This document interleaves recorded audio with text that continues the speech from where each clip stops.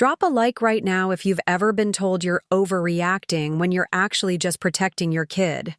Hit subscribe to the Payback Vault because this story isn't about screaming and throwing punches. It's about the quiet nuclear option. My name is Darcy, and I was 32 years old when my own father threw my 8-year-old daughter into a Category 4 thunderstorm like she was a stray dog. 3 hours she sat in a storm drain, and when I got to that hospital room, I didn't cry. I made a phone call that ended their world. I joined the Army at 18, not because I loved the uniform or the salutes. I joined because it was the only door my father, Ray Ingram, couldn't slam in my face. Ray had a very specific picture of what his daughter should be: married young, close to home, grateful for everything he provided, and quiet about everything he didn't.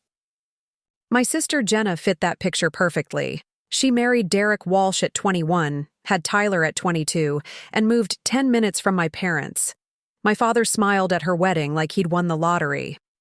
I chose ROTC, then Officer Candidate School, then a logistics commission out of Fort Campbell, Kentucky.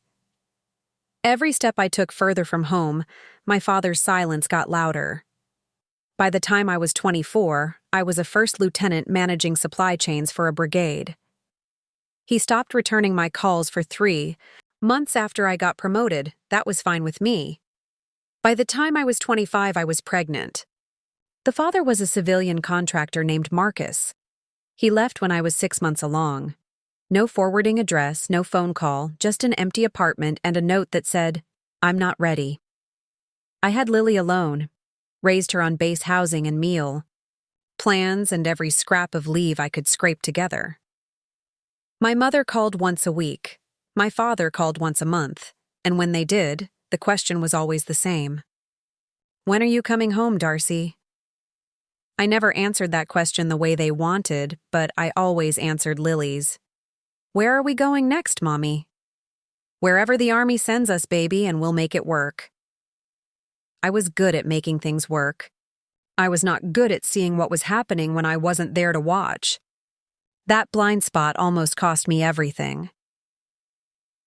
When I got orders for a 9-month rotation in Kuwait, I had 72 hours to finalize my family care plan. Every military parent knows that form. It's Department of Defense standard.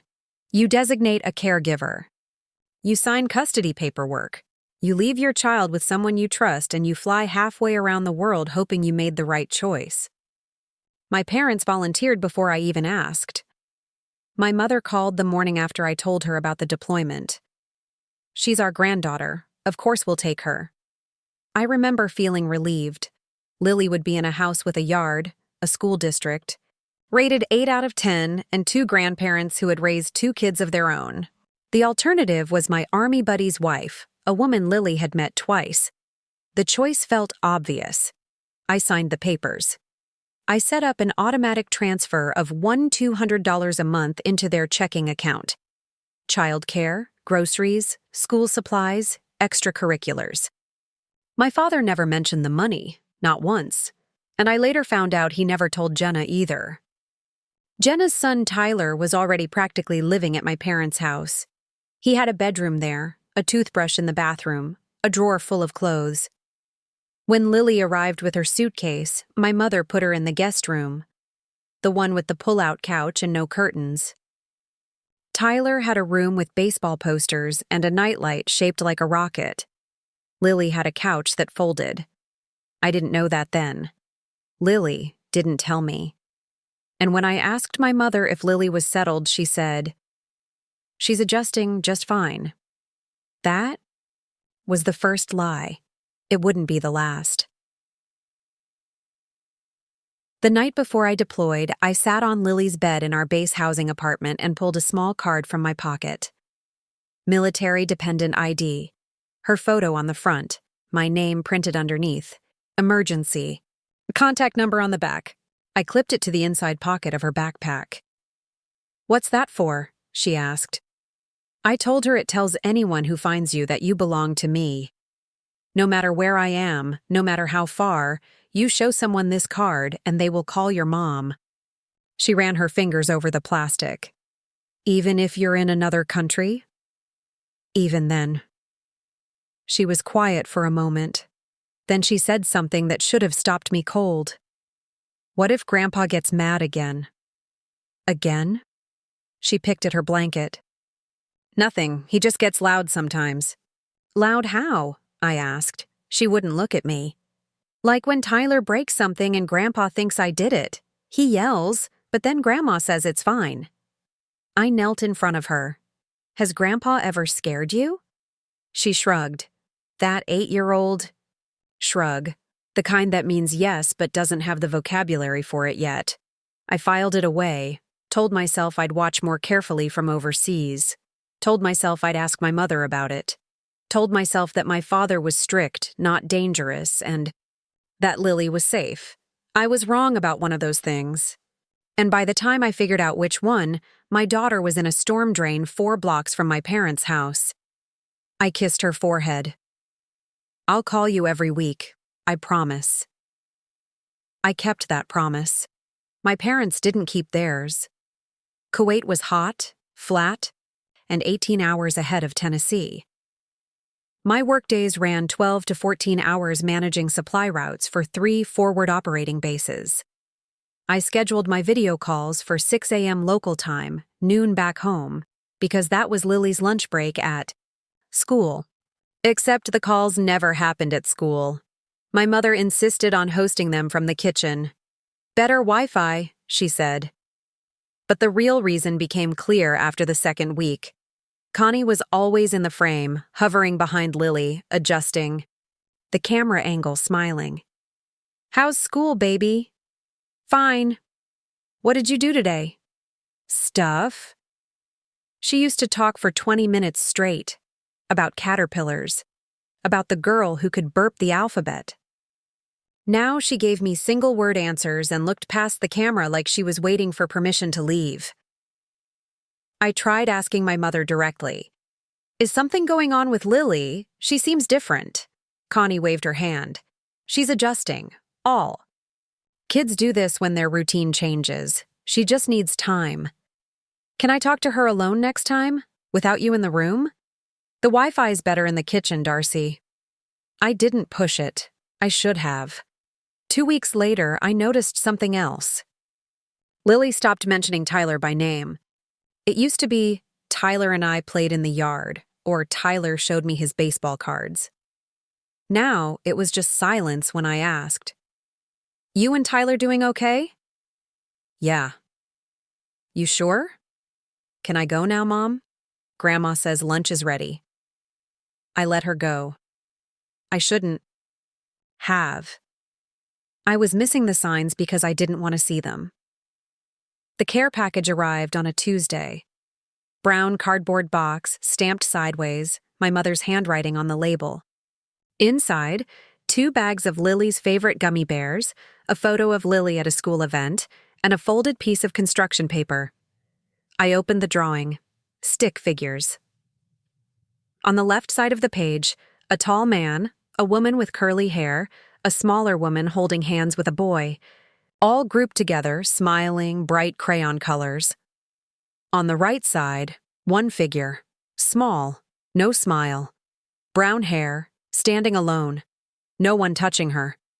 At the bottom, in careful child handwriting, my family. I sat on my bunk and stared at it.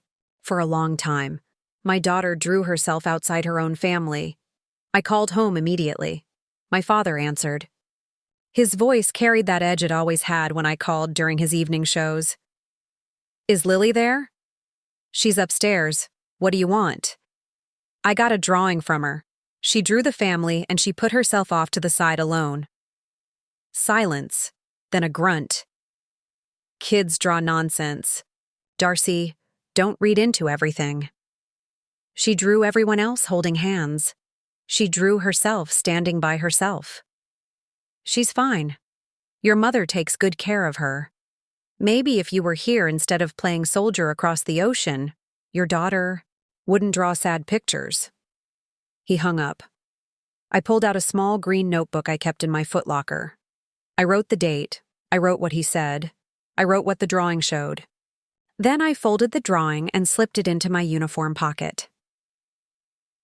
I started paying attention to the details I'd been missing. Small things that added up. Lily's school had an online portal where I could see attendance records, teacher notes, after school, pickup logs. I checked every morning before my shift. Tyler Walsh, picked up by Ray Ingram every day at 3:15 p.m. Car pickup lane, like clockwork. Lily Ingram, enrolled in after-school program. Pickup at 5:30 p.m. Different parent listed for emergency contact, my mother, not my father. He didn't even put his name on her file. I called the school office. The receptionist was kind. Lily is doing well academically. She's quiet, though. Very quiet. Does someone pick her up? She's in the extended day program. Her grandmother picks her up around 5:30, sometimes closer to 6. Tyler left at 3:15. Lily waited 2 more hours every day, every single day. Then came Tyler's birthday in October. I saw photos on Jenna's social media.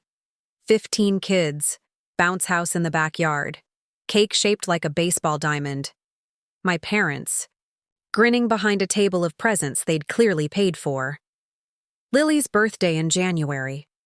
My mother texted me a single photo.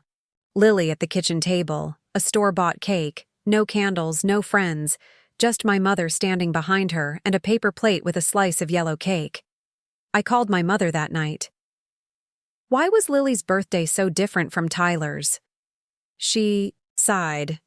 We already spent a lot this month, Darcy, and Lily didn't want a big party. She's 8. What 8-year-old doesn't want a party? Tyler lives here full-time. Lily is temporary. Temporary. She used that word like it was a fact, not a knife, but it cut just the same. I knew right then that in my parents' house my daughter was a guest. Tyler was the grandchild. I sat down at the comm station at 3 a.m. and typed a hardship reassignment request. 2 pages, single-spaced, fax only. Military regulation allows early return when family care plan conditions change materially. I cited documented concerns about my designated caregiver's treatment of my dependent child. I attached the school counselor's contact information, the pickup log discrepancy, and a scanned copy of Lily's drawing. My commander, Colonel Barrett, read it the next day. He called me into his office. Ingram, is your daughter safe? I don't know, sir, and that's the problem. He signed the request that afternoon and sent it up the chain. Then I called Captain Elena Rivera, JAG. We'd served together at Fort Sill 3 years earlier. She was stationed at Campbell and she owed me a favor for covering her supply audit when her kid got sick. Rivera, I need legal advice, off the record for now. Talk to me. My parents are my designated caregivers for Lily. I think there's favoritism, maybe neglect. I need to know my options. She didn't hesitate. Document everything. Screenshots, school reports, dates. If this goes legal, you want a paper trail that starts before the incident, not after. There hasn't been an incident. Then you're ahead of the curve. Stay there. I spent the next 2 months building a file. Every phone call logged. Every drawing scanned.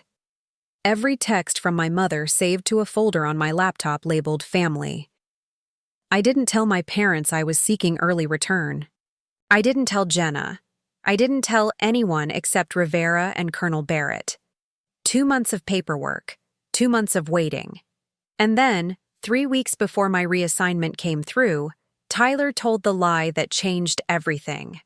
I trusted my parents, with the most important person in my life.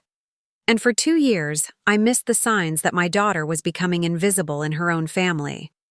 If you have ever felt that gut feeling that something was wrong but couldn't prove it, keep watching. Because the storm was coming, and I wasn't there to stop it. Tyler Walsh had been lying about Lily for months. The first lie was small, a broken television remote. Tyler threw it at the wall during a tantrum.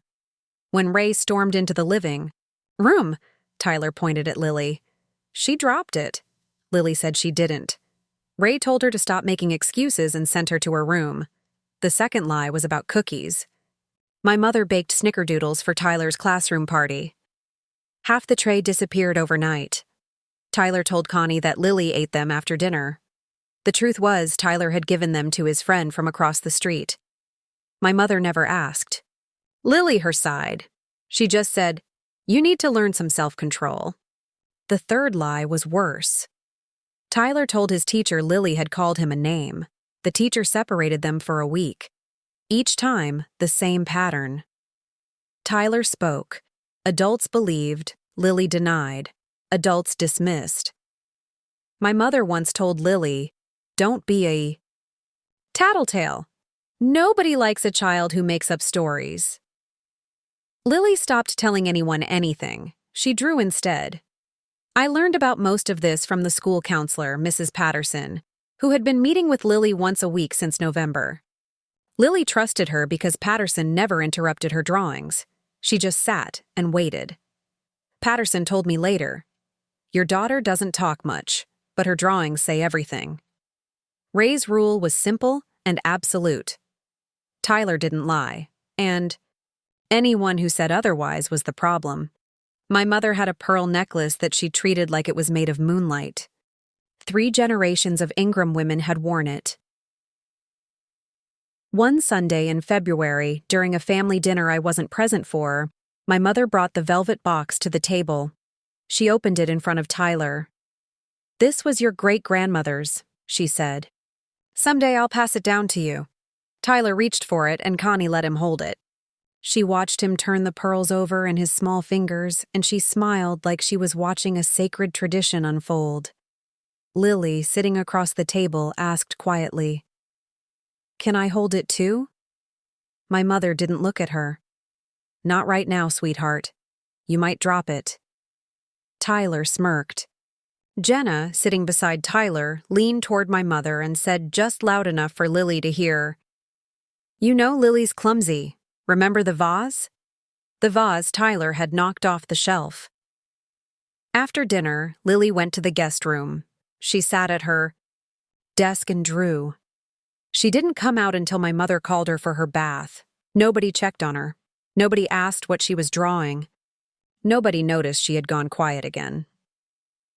Mrs. Patterson called me on a Saturday morning. "Lieutenant Ingram, this is Gail Patterson. I'm the counselor at Millbridge Elementary. I work with Lily."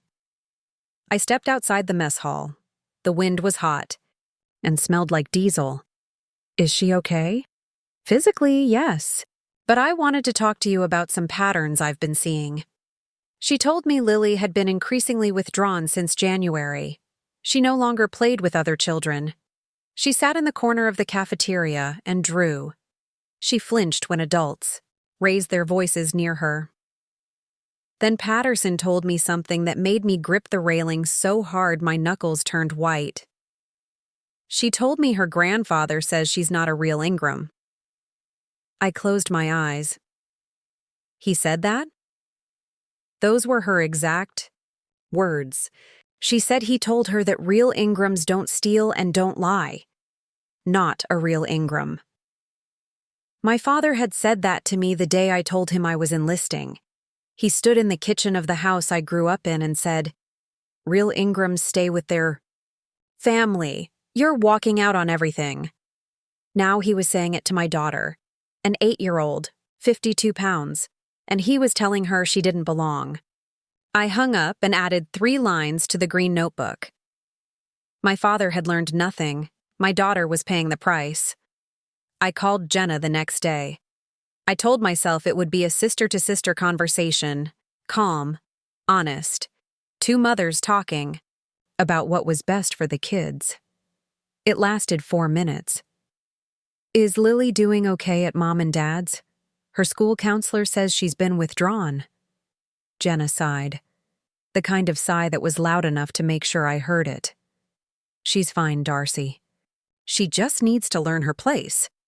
Tyler's been here longer. He knows the routine." "Learn her place? What does that mean, Jen?" "It means your daughter walks around that house like she's a guest. Tyler helps Dad in the garage. Lily sits in her room and draws. She's 8. Tyler was doing chores at 8. Then Jenna said the thing I wasn't prepared for. I told Mom and Dad that maybe you should just let them adopt Lily. You're never here anyway. She needs stability, Darcy. She needs a real family environment. My throat tightened, not from sadness, from the effort of keeping my voice even. Adopt my daughter? I'm just saying what everyone's thinking. I hung up. I opened my laptop, pulled up the Army Legal Assistance portal, and started drafting notes for a formal custody review. My sister wanted my parents to adopt my child. She'd said it out loud like it was a reasonable suggestion. Like my motherhood was a lease she thought had expired. I decided that night that when I came home, I was coming home armed, not with weapons, with paperwork. 3 weeks later, the reassignment came through. I was going home. Colonel Barrett handed me the paperwork, with a look that was half relief and half concern. Ingram, whatever's going on, handle it. Your kid needs you more than logistics does. I packed my footlocker in 40 minutes. Green notebook, laptop, phone charger, Lily's drawing in my breast pocket. Everything else was Army issue and could stay. My flight left Kuwait at 6 a.m., 17 hours of turbulence and layovers. I landed at Nashville International at 2 p.m. Central Time, rented a car at the Hertz counter with my military ID, drove to a Holiday Inn 12 minutes from my parents' house. I did not call them. I did not drive by their house. I sat on the hotel bed with my phone in my hand and called Rivera. I'm stateside. Landed 2 hours ago. Good. Your family care plan revocation request is drafted. I can file it first thing Monday morning. What happens after you file? Your parents lose designated caregiver status. Legal guardianship reverts to you immediately. If they refuse, to return Lily, we go to family court. And if something happens before Monday? Then you call 911 and you call me, in that order. But Darcy, let the process work. If you confront them now, they'll play victim. Your father will say you're unstable. Your mother will cry. Your sister will tell everyone you abandoned your daughter. She was right. I knew she was right. I was coming home, but not as their daughter. I was coming home as Lily's mother. And there was a difference between those two things that my parents were about to learn. I drove to Millbridge Elementary the next morning at 9:15. Mrs. Patterson was waiting for me with a manila folder thick with Lily's drawings. 6 months of them, arranged by date. September, Lily and Tyler at a table, both smiling. Normal. October, family group together, but a gap had appeared between Lily and the others. November, Lily's figure smaller, no one holding her hand. December, Grandpa's face as a large red circle with a wide-open mouth, a tiny figure at the bottom with tears drawn as blue dots. January, Tyler's birthday, a boy surrounded by balloons and presents. In the bottom corner, a girl with brown hair sitting alone, an X drawn over her body. February, just 2 figures, one small with brown hair, one tall wearing green, holding hands. The caption? What I want. Patterson said quietly, "She drew you in your uniform." I photographed every drawing. Then I photographed Patterson's session notes, 12 pages of observations and behavioral flags. I sent the entire file to Rivera. Then I sat in my rental car in the school parking lot and cried. The kind of crying that comes from the chest, not the eyes. The kind where your hands grip the steering wheel because if you let go, you might not stop shaking. 7 months overseas, 7 months of 12-hour shifts and satellite calls. And she's adjusting just fine. Those drawings were going to speak louder than anything I could say in court. That afternoon, I parked across the street from my parents' house. At 3:45, the school bus came. Tyler got off first.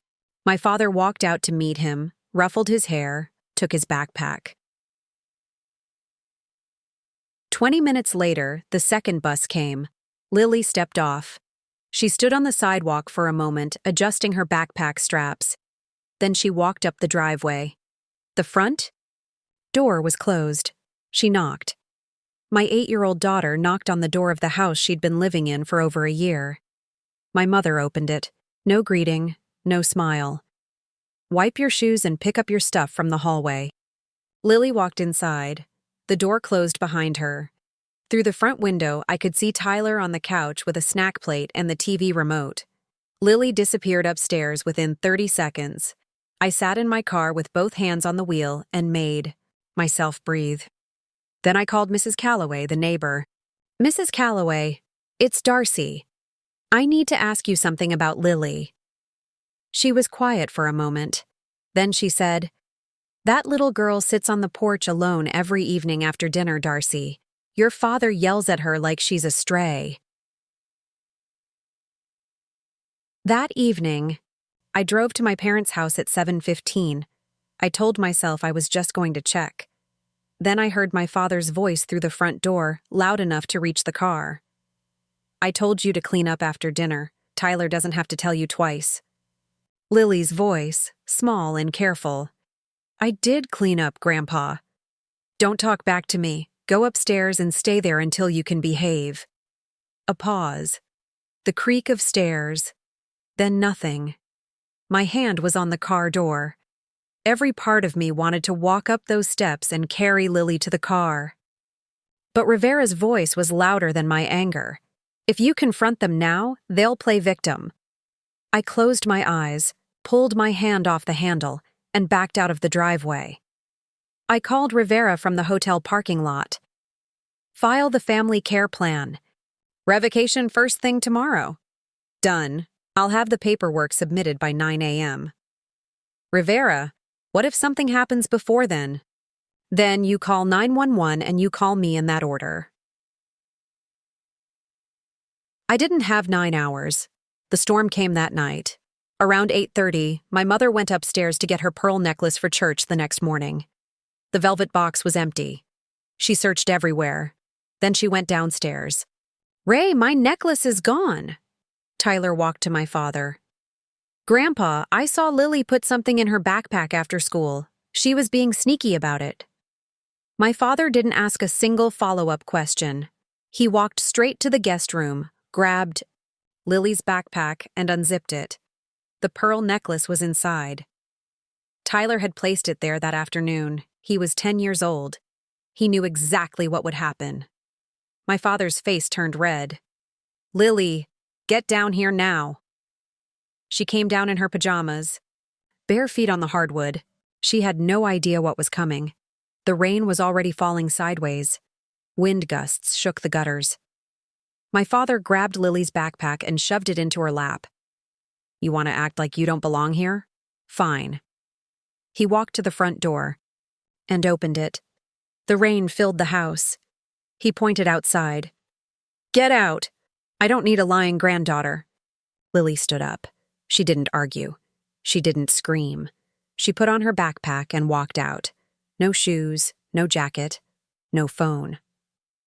My father slammed the door. Next door, Mrs. Calloway saw a small figure walking down the sidewalk in the rain.